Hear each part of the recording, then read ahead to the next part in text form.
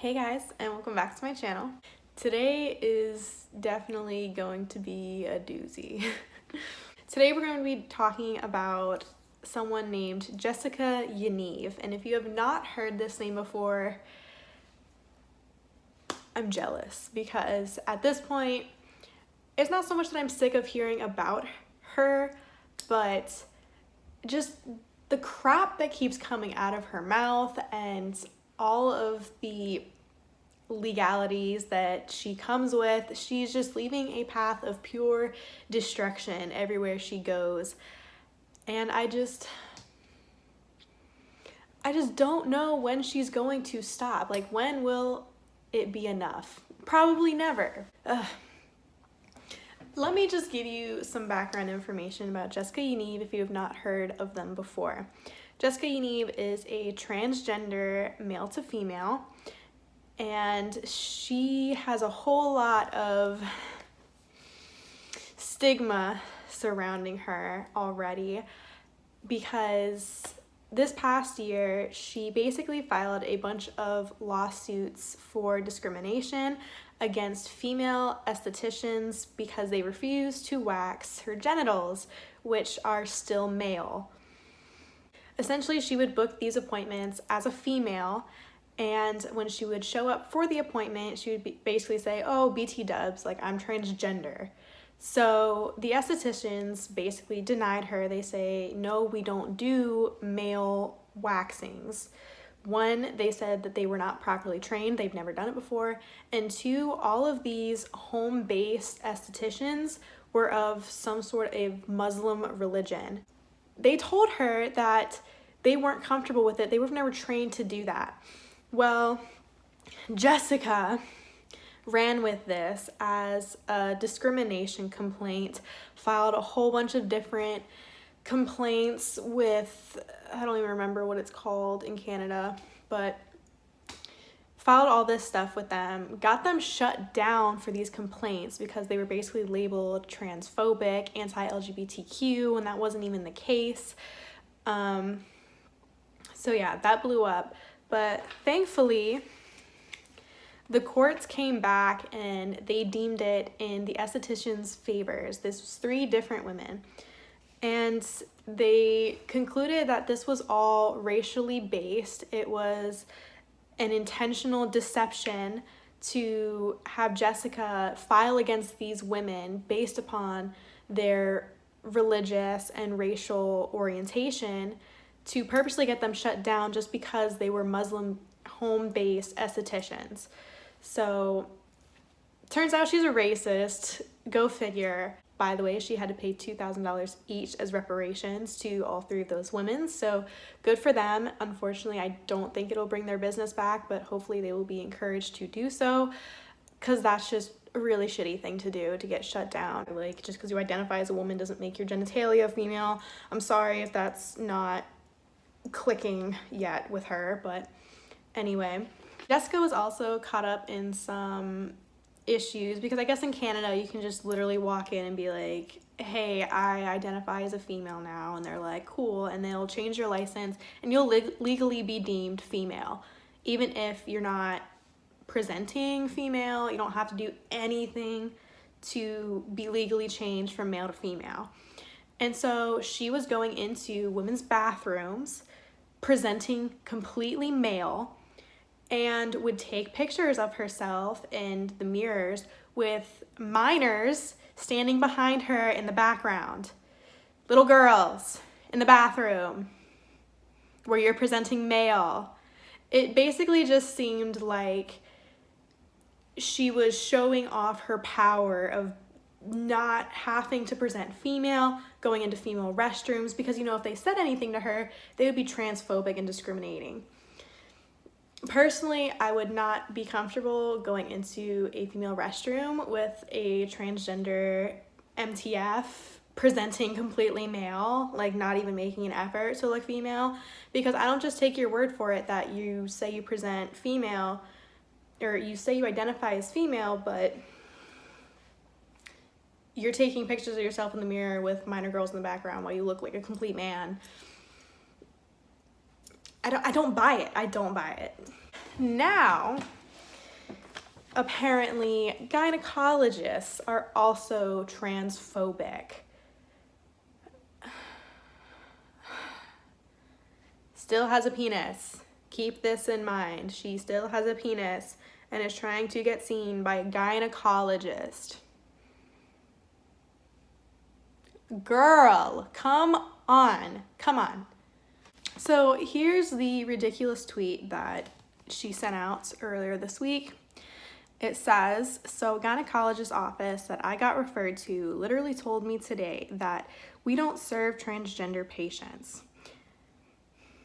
I'm going to read through this before I start breaking it down. And me being me, I'm shocked and confused and hurt. Are they allowed to do that legally? Isn't that against college practices?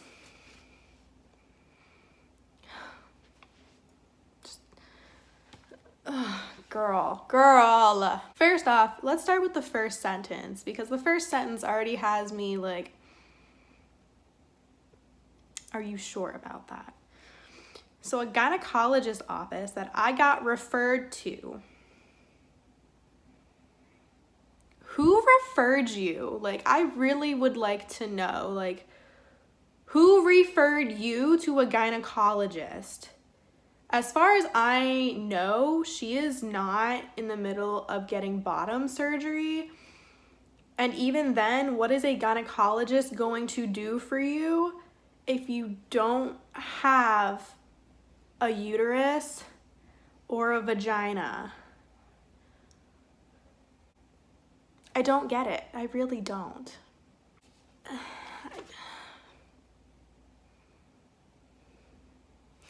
What do you want them to do for you? Like, what would you honestly go to the gynecologist for? Like, they specialize in vaginas, which you don't have. So what would you go to them for? I don't get it. You would need to first get one to be seen for one, right?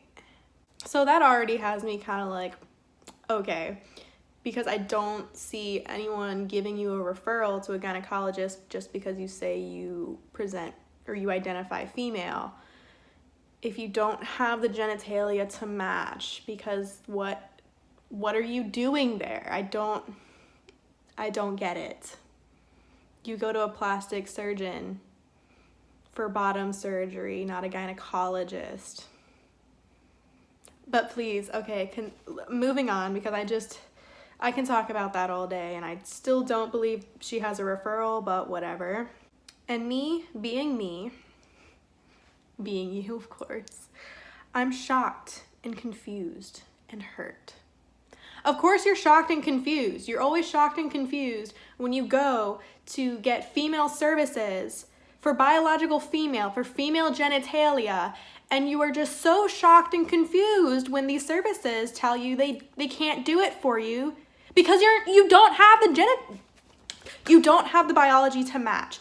I don't know what's not getting through to her. I really don't. You lost 3 cases already with the estheticians when you were trying to tell them you were female, but you wanted them to wax your male genitalia, and the courts told you they don't have to consent to that, and they specialize in female waxing.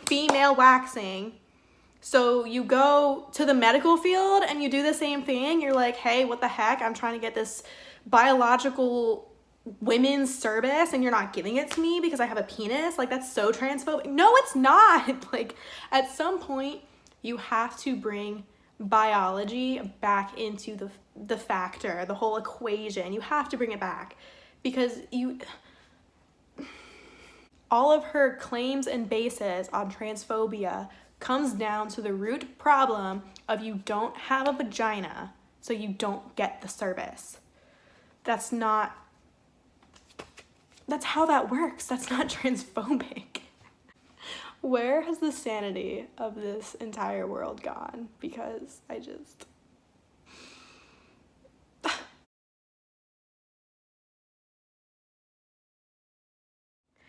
Are they allowed to do that legally? Isn't that against college practices? Oh my God. Like, This would literally be like me going to my provider and being like, hey, can you give me like a prostate check? Like, I mean, technically they could still do it, but there's no prostate to check. There's nothing for them to check, so they're not going to do it. And let's break down like the college practices that she's referring to, which I can only assume she's talking about the medical code of ethics, which from what I read, the Canadian code of ethics is kind of similar to the American code of ethics. They're pretty much a universal set of codes. And by codes, I mean it's just kind of like the gist of it is do no harm, right? So when you're practicing medicine, the whole point of practicing medicine is to do no harm and to respect human rights. So do no harm means you're not going to practice medicine that could potentially hurt someone, purposely to hurt someone, or you're not going to practice medicine with deception. So part of this deception is feeding into the idea that a gynecologist can treat a transgender who has not had bottom surgery. If there is something that gynecologists see transgenders NTFs for, then please let me know, because just thinking about it, I can't see what they would help with. Like, not even to be like transphobic, but like what would they help you with? Maybe it goes deeper than just that, but I just can't. So the code of ethics, yes, it is, you're not supposed to discriminate healthcare or deliver crappier healthcare because of like racial, sexual orientation, like prejudiced views, okay? So that's probably what she's trying to pin this on, is like, well, your code of ethics say you can't discriminate against me even though I'm trans, and that's what you're doing, and that's not what it is. It's not discriminating against you because you're trans. It's telling you they can't provide you a service because you have nothing that they provide the service to. Like, you don't have the main component that they need to provide you the service. Like, you just want to sit down and chat with a gynecologist about like vaginas, because like that's essentially, I guess, what you're asking for. What was even rich about this was after she sent out this tweet, she sent out another series of bogus tweets basically saying, oh, I got confirmation from the College of Physicians and Surgeons of British Columbia. She basically sends this tweet out saying that, oh, they validated her feelings of being discriminated against and they weren't allowed to do that and they should definitely file a complaint, which I doubt. But I also want to point out that the actual college, because she tagged them in her Twitter post, which I don't know why you would make up a lie tagging the person you're lying about, thinking that they won't correct you, because they did. And they tweeted back basically saying like, that never happened. Our staff does not tell people to file complaints. They can't persuade people to file complaints against practices or clinics or anything like that. But none of that was like to encourage her to file a complaint. So what the heck? I'm gonna cry. This world is just...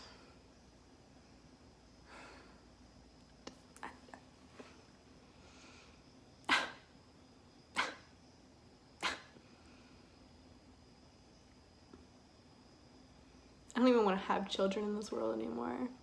So sorry if this is a little bit more political. I just had to like get this rant out because like I've been seeing her for so long. I really thought this was going to be over when the courts finally ruled like, hey, no, you're wrong. You can't do that. That's not discrimination. You can't just pull the discrimination card because someone tells you something they don't like. Someone tells you something you don't like. But no, it's just something else. Science is offensive and science is discriminatory, and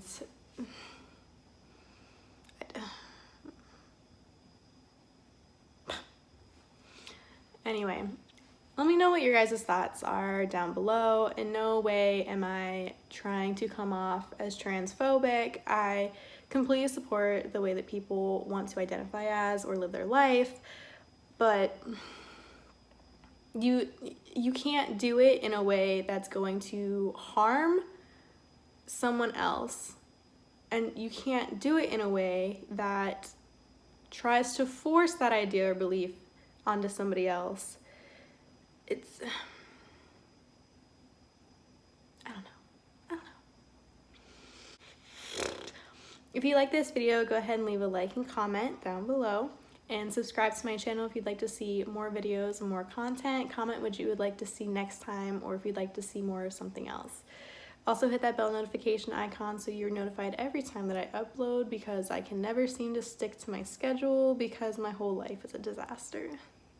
As always, it was lovely seeing and talking to you guys, and I'll see you guys in the next video. Bye!